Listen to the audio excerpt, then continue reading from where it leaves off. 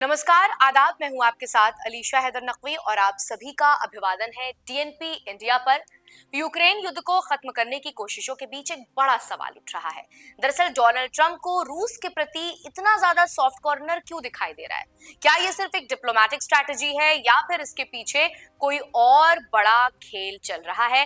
पहले जहां उम्मीद थी कि अमेरिका इस सीज फायर एग्रीमेंट में यूक्रेन के हितों को प्राथमिकता देगा, वहीं अब ट्रंप के हालिया फैसलों से लग रहा है कि वो पुतिन के नैरेटिव को ही तवज्जो दे रहे हैं। दरअसल सलाहकार को बदलने को लेकर रूस की शर्तों पर नरम नजर से देखने तक ट्रंप के रुख में ये बदलाव आखिर क्या संकेत देता है, इस वीडियो में यही जानने की कोशिश करेंगे। Donald Trump Ukraine cease fire talks को एक आखिरी मोड़ देने में जुटे हुए हैं।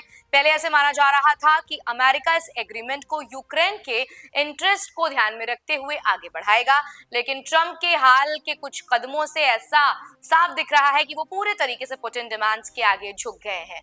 रूस की डिमांड पर ट्रंप ने अपने एडवाइजर को बदल दिया है, जो रूस के साथ बातचीत कर रहा था। उन्होंने जनरल कीथ केलोंग को नेगोशिएटर के रूप में भूमिका से हटा दिया है। वो केवल यूक्रेन के साथ ही बातचीत करेंगे, जबकि रूस के जरिए नया मीडिएटर जो है वो नियुक्त किया गया है।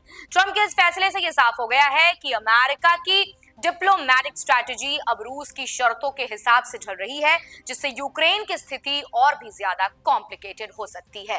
डोनाल्ड ट्रंप ने अपने ट्रूथ सोशल प्लेटफॉर्म पर यह ऐलान किया है कि जनरल कीथ केलोंग अब सीधे तौर पर केवल यूक्रेनियन लीडरशिप के साथ जो है वो बातचीत करेंगे। ट्रंप ने कहा कि वो प्रेसिडेंट जेलेंस्की और यूक्रेन के बाकी नेताओं को अच्छी तरह जानते हैं और उनके साथ मजबूत वर्किंग रिलेशन में है।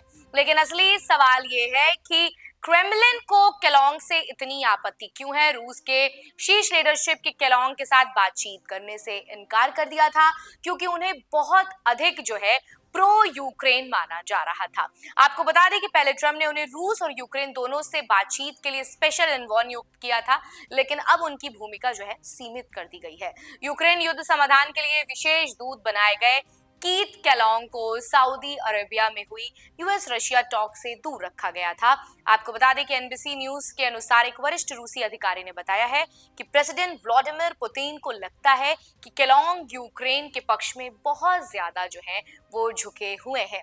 इस घटनाक्रम से ये साफ हो रहा है कि ट्रंप की डिप्लोमैटिक स्ट्रैटेजी जो है अब वो रूस की प्रायोरिटी को प्राथमिकता रखते हुए आकार ले रही है।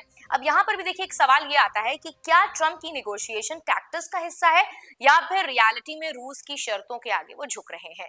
अमेरिका के हालिया कदम से ये साफ हो रहा है कि वॉशिंगटन और कीथ के रिश्तों में पहले जैसी नजदीकी नहीं रही है। खास तौर से डोनाल्ड ट्रंप और प्रेसिडेंट जेलेंस्की के बीच तलखी अब किसी से भी नहीं छुपी है।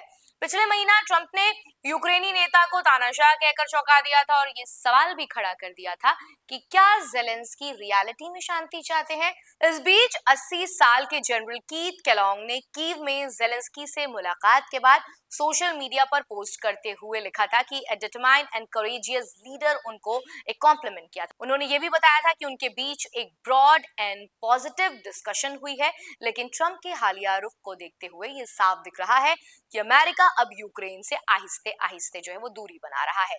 सवाल यह है कि सिर्फ डिप्लोमैटिक मैन्यूवरिंग की वजह से ही या वाकई अमेरिका अपने पुराने सहयोगों को अलग थलग करने की तैयारी कर रहा है।